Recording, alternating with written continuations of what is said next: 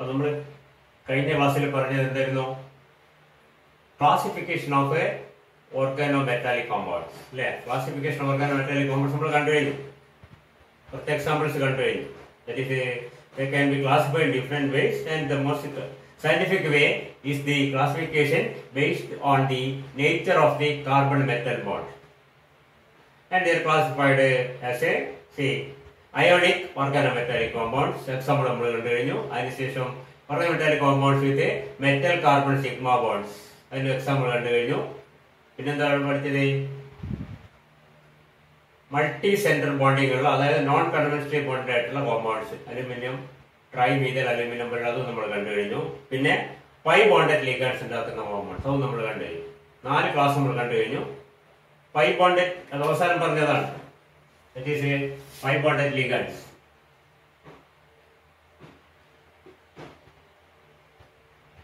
ഏറ്റവും നല്ല എക്സാമ്പിൾ എന്താണ്? ഫെറോസിൻ. ഫെറോസിൻ നമ്മൾ എഴുതുമ്പോൾ C5H5 twice Fe എന്ന് എഴുതും. ഇതിന്റെ IUPAC നെയിം എന്തായിരുന്നു? ഓർമ്മയുണ്ടോ? That is a bis eta5 cyclopentadienyl iron 2. This is cyclopentadiene C5H5 minus, so this is Fe2 plus. So it is bis eta5 cyclopentadienyl iron 2 എന്നുള്ളതാണ് ഫെറോസിന്റെ IUPAC നെയിം. അല്ലെങ്കിൽ വേറെ example ആണ് ഡൈബെൻസീൻ chromium.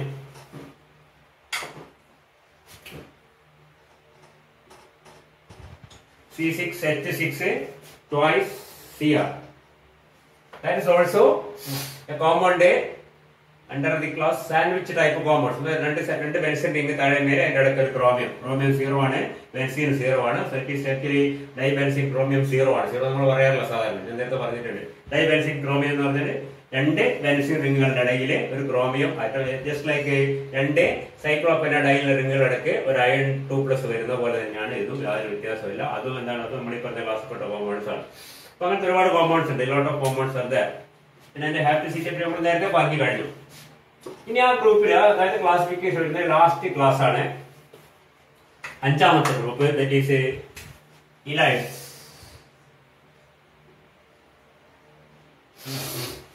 ഈ പേരുകൾ നേരത്തെ കേട്ടിട്ടുണ്ടാവും. ഇലൈഡ്സ് എവിടെയാ കേട്ടത്? ഓർമ്മ ഉണ്ടാവാ?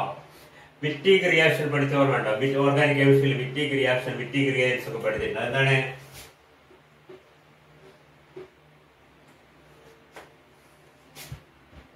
ഇതെന്താണ്? Triphenyl phosphine plus phosphorus compounds. Phosphorus ആണല്ല, ഈ ടൈപ്പ് ബോണ്ടിങ്ങുള്ള compounds. That is a carbon atom bonded to with a double bond to a heteroatom like a phosphorus നമ്മൾ പറഞ്ഞു നോൺ മെറ്റൽ ആണെങ്കിലും that is considered as organometallic compound. കാരണം എന്തായിരുന്നു പറഞ്ഞത്? because it is more electropositive than carbon. അതായത് കാർബണും മെറ്റലും തമ്മിൽ എന്തുണ്ടായിരിക്കുക? ഒരു double bond ഉണ്ട്. such compounds are called ഇലൈഡ്സ്. ഇലൈഡ്സ് പറഞ്ഞ മനസ്സിലാകുന്ന പേജ് 3 ഇതാ.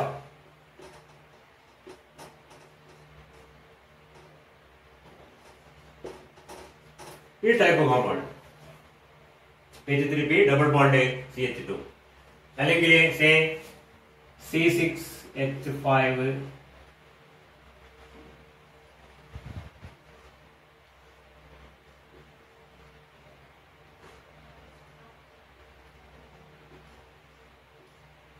ക്ലാസ് ഓഫ് കോമ്പൗണ്ട്സ് ആണ്.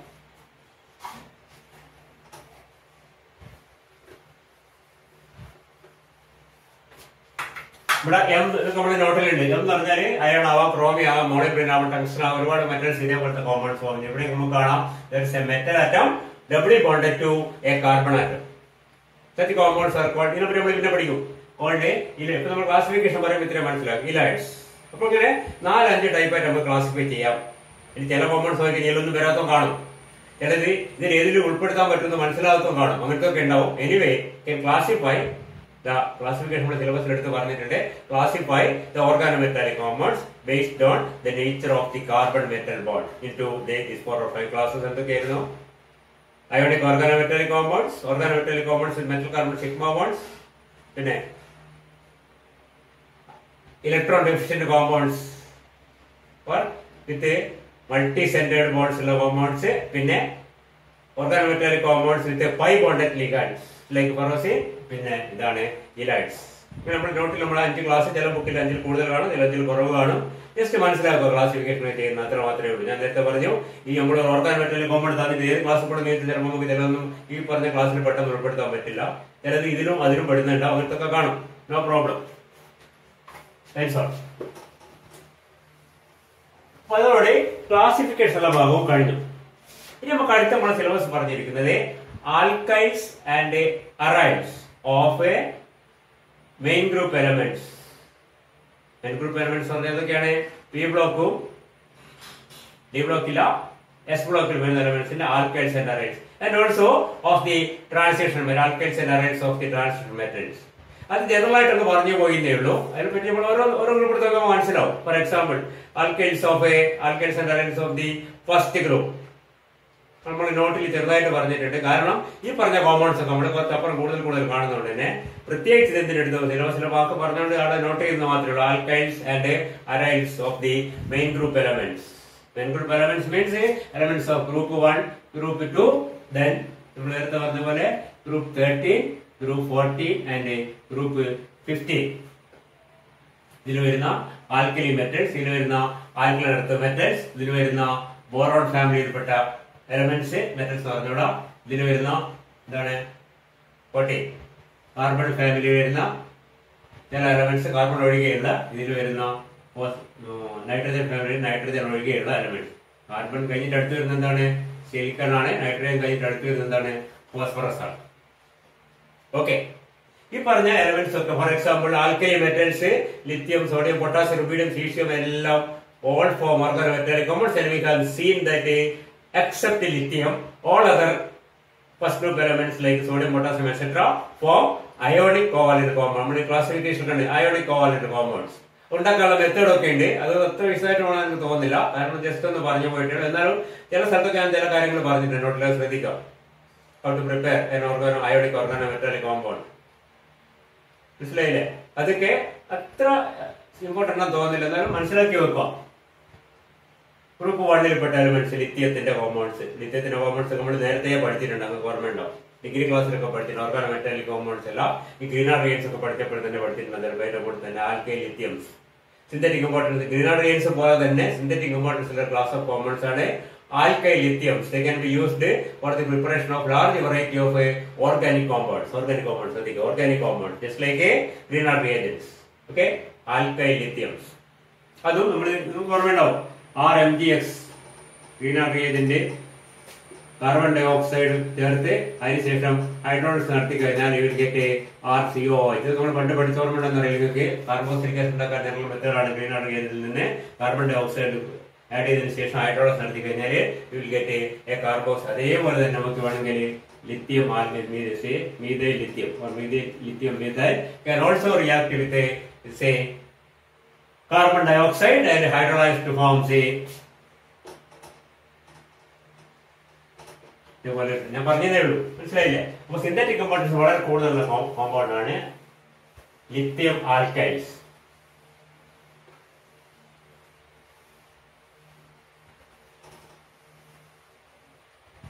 പിന്നെ സോഡിയം, പൊട്ടാസ്യം, റുബീഡിയം, സീഷ്യം ഒക്കെ ഫോം ചെയ്യുന്ന എന്താണ്? Ionic covalent compound. പ്രോപ്പർട്ടി നമ്മൾ പഠിച്ചിട്ടുണ്ട്. അത് വളരെ എന്താണ്? റിയാക്റ്റീവ് ആണ്. അതിന്റെ സ്റ്റെബിലിറ്റി മറ്റേ അതിന്റെ ആനോണിന്റെ സ്റ്റെബിലിറ്റി അനുസരിച്ച് നമ്മൾ കഴിഞ്ഞ ക്ലാസ്സിൽ നമ്മൾ കണ്ടിട്ടുണ്ട്. ഓക്കെ, പിന്നെ സെക്കൻഡ് ഗ്രൂപ്പിൽ വരുന്ന ആൽക്കലൈൻ എർത്ത് മെറ്റൽസ്, ബെറിലിയം മുതൽ കാൽസ്യം, മെഗ്നീഷ്യം, ഇതൊക്കെ ഏറ്റവും ഇമ്പോർട്ടന്റ് ആയ മെഗ്നീഷ്യം ആണ് ഗ്രൂപ്പിൽ. നമുക്ക് പെട്ടെന്ന് മനസ്സിലാവും മെഗ്നീഷ്യം എന്താണ്? Grignard reagents. Magnesium can of course form dialkyl or diaryl magnesium and also aryl or alkyl magnesium halide.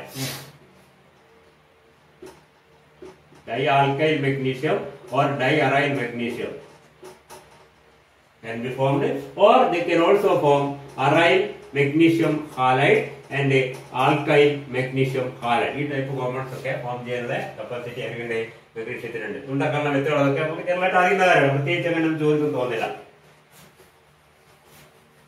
കാൽസ്യവും ഒക്കെ എന്ത് ഫോം ചെയ്യുന്നുണ്ട്? ഓർഗാനോമെറ്റാലിക് കോമ്പൗണ്ട്സ് ഫോം ചെയ്യുന്നുണ്ട്. പിന്നെ വരുന്നത് ബോറോൺ ഫാമിലിയാണ്. Boron, aluminium. ഇവിടെ പറഞ്ഞ ഈ ഗ്രൂപ്പിൽ പറഞ്ഞൊരു കാര്യം ശ്രദ്ധിക്കുക, ബെറിലിയം ഉണ്ടല്ലോ, ഡൈമീഥൈൽ നോട്ട് പറഞ്ഞിട്ട്. ഈ ഡൈമീഥൈൽ ബെറിലിയം എന്ന് പറഞ്ഞാൽ it is an electron deficient compound that exists as a polymer. നമ്മളെ സ്ട്രക്ചറിൽ പറഞ്ഞിട്ടുണ്ട്. നമ്മൾ നേരത്തെ പറഞ്ഞ നോൺ ക്ലാസിക്കലി ബോണ്ടഡ് ആയിട്ടുള്ള ലിഥിയം മീഥൈലൊക്കെ കണ്ടിട്ടില്ലായിരുന്നോ? എന്റെ പ്രത്യേകത എന്തായിരുന്നു? ലിഥ്യത്തിന്റെ they are electron deficient compounds. എന്തായിരുന്നു കാരണം? Because the actual covalent bonds formed between different groups seems to be much greater than that is possible by the total number of valence electrons. Valence electronsന്റെ എണ്ണത്തേക്കാൾ കൂടുതൽ bond form ചെയ്യുന്നതാണ് നമ്മൾ പറഞ്ഞ electron deficient compounds. അതിൽപ്പെട്ട സാധനമാണ് നമ്മൾ lithium methyl പറഞ്ഞ ഓർമ്മയുണ്ട്. ഒരു ക്യൂബിക് സ്ട്രക്ചറിൽ ലിഥിയം മീഥൈലൊക്കെ വെച്ചിട്ട് അതേപോലെ തന്നെ ഈ ബെറിലിയം ഫോം ചെയ്യുന്നതാണ് ഈ type compound. Beryllium forms A polymeric structure.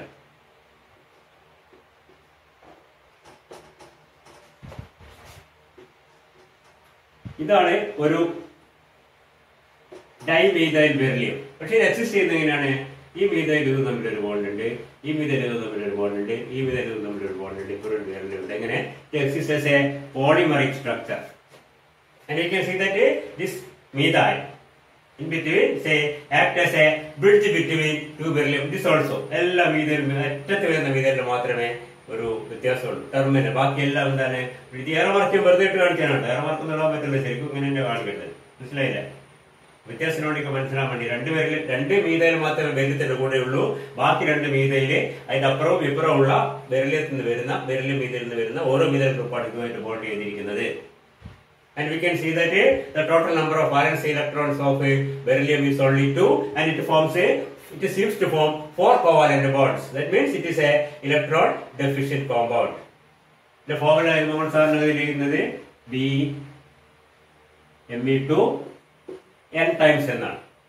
Because it is having a polymeric structure. Okay? അതേ സമയത്ത് അലുമിനിയം ആണെങ്കിൽ ഡൈമീഥൈൽ അലുമിനിയം എന്ന് പറഞ്ഞ ശരിക്കും n ടൈംസ് ഇല്ല, Al2 Me6 ആണ്. 2 അലുമിനിയവും 6 മീഥൈലും എന്ന് പറഞ്ഞാല് ഒരു മീഥൈൽ, 2 മീഥൈൽ, 3 മീഥൈൽ, 4 മീഥൈൽ. 5ാമത്തെ മീഥൈലും 6ാമത്തെ മീഥൈലും എന്താണ്? ബ്രിഡ്ജിങ് ആണ്. ഇങ്ങനെയാണ് ഇതിന്റെ സ്ട്രക്ചർ വരുന്നത്.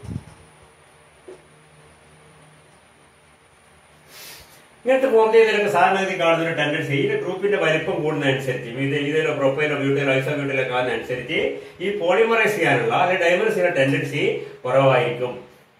ഞാൻ നേരത്തെ പറഞ്ഞു വെള്ളിയത്തിന്റെ കേസിൽ Me2 n ടൈംസ് ചെയ്യുന്ന നമ്മുടെ മീഥൈൽ ആയതുകൊണ്ട് വലിയ ഗ്രൂപ്പാകുമ്പോൾ ചിലപ്പോൾ അങ്ങനെ n ടൈംസ് ഒന്നും ഉണ്ടാവില്ല. മനസ്സിലായില്ലേ? The tendency to generally it is seen the tendency to polymerise is for to be lower with larger alkyl groups. Oh, മനസ്സിലാക്കി നോക്കാം. നമ്മൾ ഗ്രൂപ്പ് 13 വന്നു കഴിഞ്ഞാല് ബോറോണിന്റെ പ്രത്യേകത നമുക്കറിയാം. Boron is not a metal, but still boron compounds are considered as organometallic compounds. കാരണം നമ്മൾ നേരത്തെ പറഞ്ഞ പോലെ because it is less electronegative than carbon. Okay. Boron is less electronegative, or boron is more electropositive than carbon. That's why boron compounds are also considered as a organometallic compounds. Organoboron compounds വളരെ പ്രധാനപ്പെട്ട class of compounds ആണ്. Synthetically വളരെ important ആണ്. Organic കെമിസ്ട്രിയിൽ വളരെ കൂടുതൽ ഉപയോഗിക്കുന്ന ഒരു agent ആണ്. വി കൻ സീ ദാറ്റ് നമ്മൾ നേരത്തെ പഠിച്ച ഓർമ്മ ഹൈഡ്രോബോറേഷൻ റിയാക്ഷൻ ഒക്കെ പഠിച്ചില്ല. ഹൈഡ്രോബോറേഷൻ റിയാക്ഷൻ ഒക്കെ പഠിച്ചിട്ട് നിങ്ങൾ ഓർഗാനിക് കെമിസ്ട്രിയിൽ ഇനിയും ചിലപ്പം പഠിക്കും. ഓർഗാനോമെറ്റാലിക്കിന്റെ അടുത്തടുത്ത ചാപ്റ്ററിൽ ചിലപ്പം പഠിക്കുന്ന സാധനം ഹൈഡ്രോബോറേഷൻ റിയാക്ഷൻ പഠിക്കാൻ സാധ്യതയുണ്ട്. Hydroboration reaction leading to formation of different types of organic compounds. For example, role is P react with B2H6, and we can see that it forms a R CH thrice D.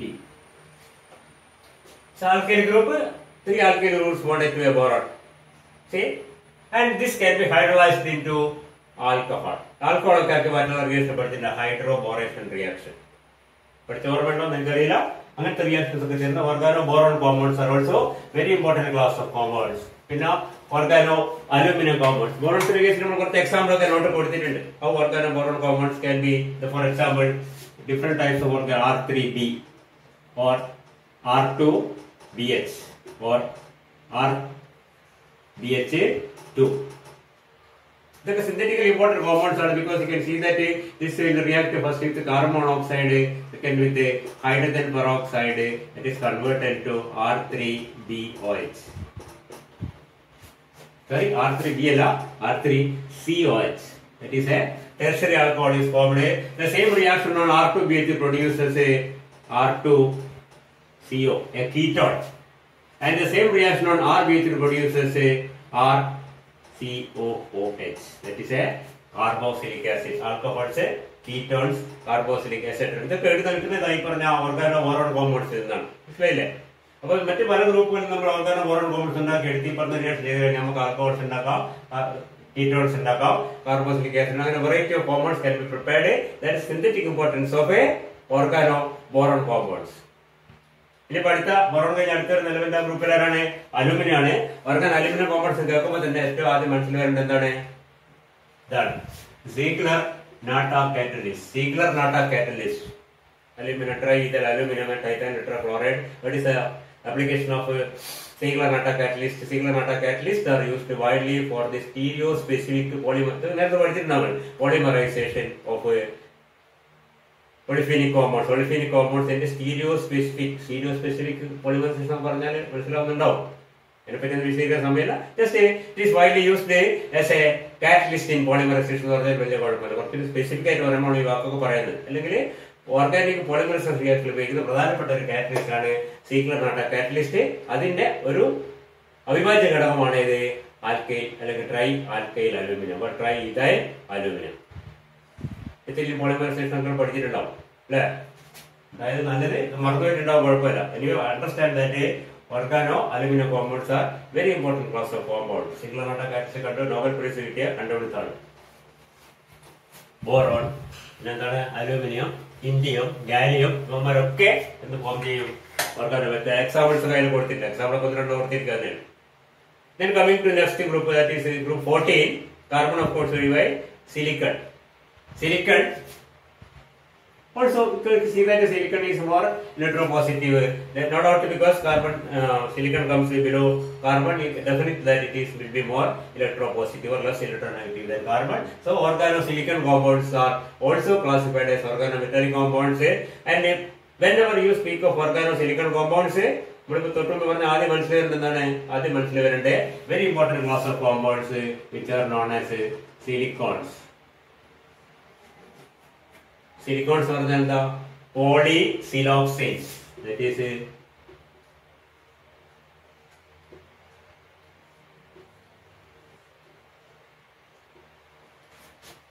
SiO.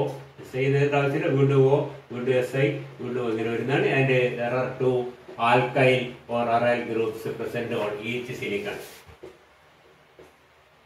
Along polymeric. ഇത് straight ചെയ്യുന്നുണ്ട്, branch ഉണ്ട്, പല type ഉണ്ട്. പഠിച്ചു ഓർമ്മയുണ്ടോ? Silicone, silicone oil, silicone greases, silicone rubber എന്നൊക്കെ പറഞ്ഞിട്ട് large variety of very important class of compound, commercially important ആയ സാധനമാണ് പോളിസിലോക്സൈൻസ്. സിലിക്കോൺസിന്റെ ചില പേര് പോളിസിലോക്സൈൻസ്. These are compounds having a silicon oxygen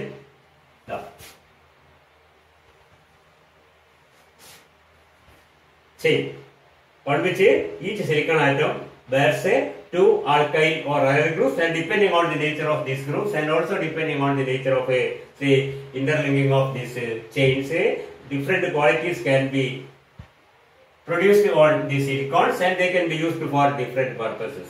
ഒരുപാട് ആവശ്യങ്ങൾക്ക് ഉപയോഗിക്കുന്നുണ്ട് സിലിക്കോൺസ്. നിങ്ങൾ പഠിച്ചിട്ടുണ്ടോ? വിശദീകരിക്കാൻ ഇപ്പൊ സമയം നിങ്ങൾ പഠിച്ചതും പഠിക്കുന്നുണ്ട്. ഇപ്പൊ തൽക്കാലം മനസ്സിലാക്കുക ഓർഗാനോ സിലിക്കൺ കോമ്പൗണ്ട്. സിലിക്കൺ കഴിഞ്ഞ് ജെർമേനിയം, ടിന്ന്, ലെഡ്, ഇതൊക്കെ നമ്മൾ ടിന്നിന്റെ ഒക്കെ ചില എക്സാമ്പിൾസ് കണ്ടിട്ടുണ്ട്. ഓർഗാനോ മെറ്റാലിക് കോമ്പൗണ്ട്സ് ഫോം ചെയ്യുന്നുണ്ട്. പിന്നെ അടുത്ത ഗ്രൂപ്പില് നൈട്രജൻ. ഓഫ് കോഴ്സ് നൈട്രജൻ കൂട്ടാൻ പറ്റില്ല, nitrogen is more electronegative than carbon. അപ്പൊ അതിനോട് അടുത്ത് വരുന്ന ഫോസ്ഫറസ്, ആർസെനിക്, ആന്റിമണി, ബിസ്മത്ത്, ഇതൊക്കെ ഓർഗാനോ മെറ്റാലിക് കോമ്പൗണ്ട്സ് ഫോം ചെയ്യുന്നുണ്ട്. ഫോസ്ഫറസ് ഒക്കെ പല ടൈപ്പ് കോമ്പൗണ്ട്സ് ഫോം ചെയ്യുന്നുണ്ട്. And you can see that P R3. Important class of compounds. One is the P PH3. Triphenyl phosphine. This is trialkyl phosphine. Then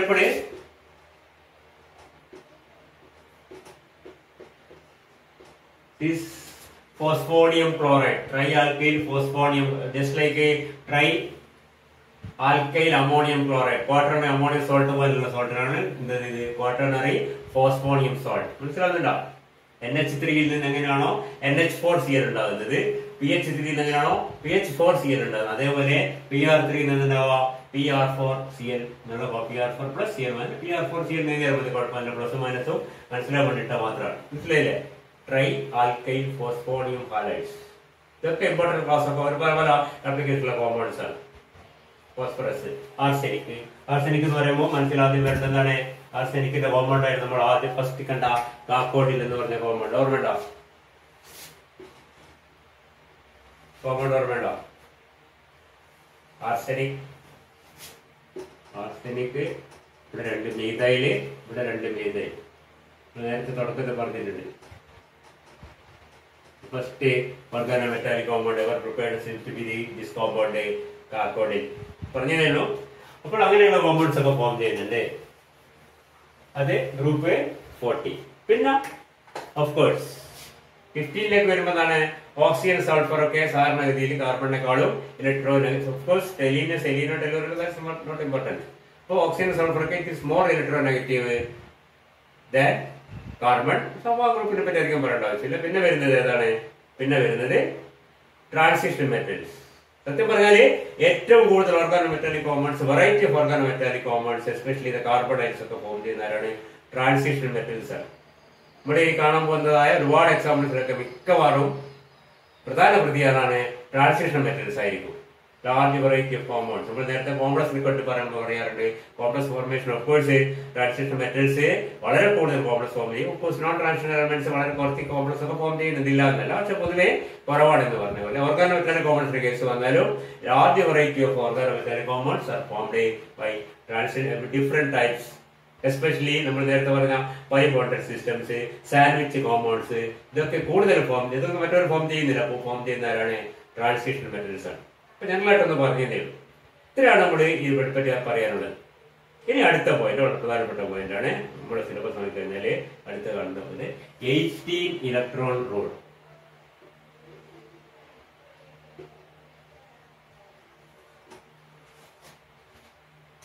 എന്താണ് 18 electron?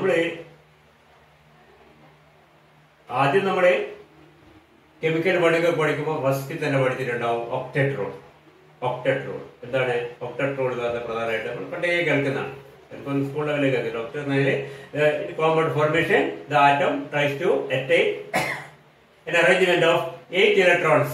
That is octet around it, and it is stable. Why? Ammonia forms NH3, while oxygen forms OH2 or H2O, while carbon forms CH4. Nitrogen, carbon, nitrogen, oxygen. C forms CH4, N forms NH3, and O forms, of course, OH2 or H2O. ഇതുകൊണ്ടാണ് നമുക്കറിയാം വളരെ കൃത്യം. നിങ്ങളോട് പറയേണ്ട കാര്യമൊന്നുമില്ല. ഇത് കാർബണിന് 4 electron ആണ്, 4 hydrogen കിട്ടി, 4 4 8 ആയി. നൈട്രജൻ 5 ആണ്, 5 3 8 കിട്ടിയാൽ അത് ഒക്ടറ്റ് ആയി. ഓക്സിജൻ 6 ഇലക്ട്രോൺ, അപ്പൊ 2 എണ്ണം കൂടി കിട്ടിയാൽ മതി. 6 എണ്ണം 8 എല്ലാ സ്ഥലത്തും octet. And why? Of course nitrogen, oxygen. ഇവിടെ വേണ്ടത് ഫ്ലൂറിൻ. ഫ്ലൂറിൻ എന്താ ഫോം ചെയ്യുന്നത്? ഇതാ ഒറ്റ ഹൈഡ്രജനെ വേണ്ടു. അതേ സമയത്ത് നിയോണോ ഒന്നും ഫോം ചെയ്യുന്നില്ല. മനസ്സിലായില്ലേ? Neon does not form a hydride. Fluorine forms hydrogen fluoride, oxygen forms water, nitrogen forms ammonia, carbon forms methane. But ഇതെന്താണ്? ഓൾറെഡി 8 ഇലക്ട്രോൺസ് ഉണ്ട്, വളരെ സ്റ്റേബിൾ. അപ്പൊ ഇത് വളരെ സ്റ്റേബിൾ ആണ്. ഈ സ്റ്റെബിലിറ്റിക്ക് എത്താൻ വേണ്ടിയാണ് മറ്റവരൊക്കെ 1 2 3 4 ഇലക്ട്രോൺസ് കൂടി ഷെയർ ചെയ്തിട്ടെങ്കിലും എടുത്തിട്ട് എന്താണത്? അതേപോലത്തെ ഒരു റൂൾ നമ്മള് ഈ ഓർഗാനോമെറ്റാലിക് നമ്മൾ വേറെ റൂൾ പഠിച്ചിട്ടുണ്ട് കഴിഞ്ഞ ദിവസം കോർഡിനേഷൻ കോമ്പൗണ്ട്സിൽ. അതിന്റെ ചെറിയ എക്സ്റ്റൻഷൻ മാത്രമാണിത്. അവിടെ എന്താ പഠിച്ചിരിക്കുന്നത്? In forming coordination compounds, the transition metals try to attain an effective atomic number which is equal to that of the inert gas in the same period. ആ പീരിയഡിൽ വരുന്ന അതിന്റെ തൊട്ടടുത്തുള്ള ഇനർട്ട് ഗ്യാസിന്റെ കോൺഫിഗറേഷൻ, അതായത് ഇനർട്ട് ഗ്യാസിൽ അതേ ഇഫക്റ്റീവ് അറ്റോമിക് നമ്പർ അറ്റൈൻ ചെയ്യാനാണ്. Why? The iron, cobalt, nickel. ഇതൊക്കെ പല പല ടൈപ്പ് ഒരേപോലത്തെ ലിഗാൻഡ് ആയിട്ട് ഫോം ചെയ്യുമ്പോൾ തന്നെ അയൺ ഫോംസ് Fe(H2O) 6 times 2+. അല്ലേ? കൊബാൾട്ട് നിക്കൽ ഫോംസ് NaCl4 ഇങ്ങനെ പല പല കോമ്പൗണ്ട്സ് ഫോം ചെയ്ത് ഇതൊക്കെ നോക്കിയാൽ നമുക്ക് പലപ്പോഴും നമ്മൾ കഴിഞ്ഞ വർഷം വിശാലമായിട്ട് പഠിക്കുകയാണ്. എന്താണ് മിക്കവാറും കേസിൽ the effective atomic number will be equal to 36. That is the atomic number of a argon in the same period. ആ പീരിയഡിൽ വരുന്ന അറ്റത്തെ പീരിയഡ് ടേബിൾ നേരെ പോയി കാണുന്ന ആർഗോണിന്റെ ഏറ്റവും മുമ്പ് എല്ലാ കേസിലും അത് there are a lot of exceptions, but still the number will be 36 or very close to 36. That is 35, 34 or say 37, 38. അതൊരിക്കലും ഒരു 42 ഒന്നും ആകുന്ന ഒരിക്കലും കാണില്ല. അതും എന്തിനാണ്? കേറ്റൈൽ സ്റ്റെബിലിറ്റി. അതേപോലത്തെ റൂൾ നമുക്ക് ഇവിടെയും ബാധകമാണ്. In the case of organometallic compounds we can see that organometallic ഞാൻ നേരത്തെ പറഞ്ഞു in the case of transition metals especially മറ്റേ അത്ര ബാധകമില്ല. 18 ഇലക്ട്രോണോട് മനസ്സിലായില്ലേ? Will try to attain an total electron count of 18 in the outermost shell. അതിന്റെ പുറത്തുള്ള ഇലക്ട്രോൺസിന്റെ പുറത്തെ ഷെല്ലിലുള്ള ഷെല്ലിലെ ഇലക്ട്രോൺസിന്റെ എണ്ണം 18 ആവാനാണ് എപ്പോഴും ആര് ശ്രമിക്കുന്നത്? Transition metal. For example if you take the case of say Fe(C5H5) twice 2+. ഇവിടെ ഫെറോസിൻ 2+ ഇല്ല, സോറി, ഫെറോസിൻ നോക്കിക്കഴിഞ്ഞാൽ നമുക്കറിയാം it is formed by the combination of Fe2+ plus 2C5H5 minus ions. See, each C5H5 minus donate how many electrons? പറയാൻ പറ്റുമോ? 6 electrons. 6 നമ്മൾ നേരത്തെ കുറച്ച് മുമ്പേ ക്ലാസ് കാണിച്ചിട്ടുണ്ട്. we can see that ഇതാണ് നമ്മുടെ സൈക്ലോപെന്റാഡൈ. ഇവിടെ 2 ഹൈഡ്രജൻ ഉണ്ട്. ഒരു ഹൈഡ്രജൻ പോയാലാണ് 2 ഇലക്ട്രോൺസ് ബാക്കി വരും. അപ്പൊ രണ്ടും ഇവിടെയുള്ള ഒന്നും ഇവിടെയുള്ള ഒന്നും ഇവിടെയുള്ള ഒന്നും ഇവിടെയുള്ള ഒന്നും. അല്ലെങ്കിൽ വേറെ പക്ഷേ ഈ പൈബോണ്ടിൽ 2 എണ്ണവും ഈ പൈബോണ്ട് 2 എണ്ണവും ഈ 2 എണ്ണവും അങ്ങനെ ഈ 2 കൂടി ചേർത്താണ് ആ പൈബോണ്ട് ഉണ്ടാകുന്നത് മനസ്സിലാക്കുക. പറയുന്നത് clear ആകുന്നോ? Or we have seen that the plane of 5 carbon atoms in a plane and each sp2 hybridized and each carbon atom having a non-hybridized p orbital bearing 1 1 1 plus 2. ഇവിടെ 2 ഉണ്ട്. Electrons, that is 6. So it's a 6 electron donor and we can see the Fe2+. Fe2+ എന്ന് പറഞ്ഞാൽ എത്ര അതിന്റെ electronic configuration എന്താണ്? S2p6 ആണ് അല്ലേ? S2p6 ശരിയല്ലേ? ആ അപ്പൊ Fe2+ ആണല്ലോ. അങ്ങോട്ടൊന്ന് പറഞ്ഞു തരാം. D6S2 ആണ് അയണിന്റെ electronic configuration and we can see that Fe2+ will become D6. There are 6 electrons on the part of Fe2+ and 2 into 6 electrons on the part of 2 cyclopentadiene rings and we can say that this total comes to be 18. നമ്മുടെ octet റൂളിനേക്കാളും effective റൂളിനേക്കാളും വളരെ കൂടുതൽ ഉപയോഗ ചെയ്യുന്ന ഒരു rule organometallic compound കേസിൽ 18 electron rule. Exceptions are very rare. Almost all organometallic compounds are so bonded that they get a total number of 18 electrons in the shell. Outermost shell 18 electrons ഉണ്ടാകുന്ന വിധത്തിലാണ് എല്ലാ organometallic കോമ്പൗണ്ട്സും. അല്ലാത്ത organometallic compounds ഇല്ല എന്നല്ല, വളരെ വളരെ rare ആണ്. Exceptions തന്നെ വളരെ കുറവാണ്. നേരെ മറിച്ച് ഒക്ടറ്റ് റൂൾ നമുക്ക് ഒരുപാട് എക്സെപ്ഷൻസ് ഉണ്ട്. നമ്മുടെ എന്താണ് ഇഫക്റ്റീവ് അറ്റൈൻമെന്റ് റൂൾ നമ്മൾ കഴിഞ്ഞ വർഷം കണ്ടു. There are a lot of exceptions, but in the case of organometallic compounds formed by transition metals, there are very very few exceptions for 18 electron rule. We will see this ഇത് നമ്മൾ detail ആയിട്ട് പഠിക്കാറുണ്ട്. നമുക്കത് അടുത്ത ക്ലാസ്സിൽ കാണാം. ക്ലാസ്സുകൾ അധികം ചുരുക്കുന്നുണ്ടെന്ന് വെച്ചാൽ ഡാറ്റ വല്ലാണ്ട് കൂടി പോകുന്ന പരാതി പല കുട്ടികളും പറയുന്നുണ്ട്. അതുകൊണ്ടാണ് കുറച്ച് അരമണിക്കൂർ താഴെ ആക്കിയിട്ട് പലപ്പോഴും അരമണിക്കൂർ എടുത്താൽ തന്നെ വളരെ കൂടുതലാണ്. അതിൽ കുറച്ച് എടുത്തു കഴിഞ്ഞാൽ അത് തീരൂല, വളരെ സ്ലോ ആവും, പിന്നെ കണ്ടിന്യൂറ്റി കിട്ടൂല. അതുകൊണ്ടാണ് ഇത്തരങ്ങൾ എടുക്കുന്നത്. നിങ്ങൾ മനസ്സിലാക്കുക, കുറച്ച് ബുദ്ധിമുട്ടുണ്ടാവും. ഇതന്നെ എടുത്ത് 4 GB ഒക്കെ ഉണ്ട്. അത് കംപ്രസ് ചെയ്ത് ചുരുക്കി 500 MB ഒക്കെ ആക്കിയിട്ടാണ് നിങ്ങൾക്ക് അപ്ലോഡ് ചെയ്യുന്നത്. അപ്പോൾ അതിനേക്കാളും കുറക്കണമെങ്കിൽ കുറക്കാം. പക്ഷെ അത് കുറച്ച് കുഴപ്പമെന്ന് വെച്ചാൽ ഇത് തീരുവ കുറച്ച് ആയിട്ട് എടുക്കുമ്പോൾ ഒരു ക്ലാസ് കഴിഞ്ഞ് അടുത്തേക്ക് പെട്ടെന്ന് ചാടി വിടാം. അപ്പോൾ കുറച്ച് എന്തുണ്ടാവും, ഒന്ന് ബാക്കോട്ട് പോയി പറയേണ്ടി വരും. അങ്ങനെ ചെറിയ കഷ്ണമാക്കുമ്പോൾ ആ ബാക്കോട്ട് പോകുമ്പോൾ വളരെ കൂടി എടുക്കാൻ പറ്റുന്ന ടോപ്പിക്കിന്റെ ക്വാളിറ്റി അല്ലെങ്കിൽ അളവ് വളരെ കുറവായി പോകും. അതുകൊണ്ട് അരമണിക്കൂറുകൾ എടുക്കാതെ ഇത് മനസ്സിലാക്കാം.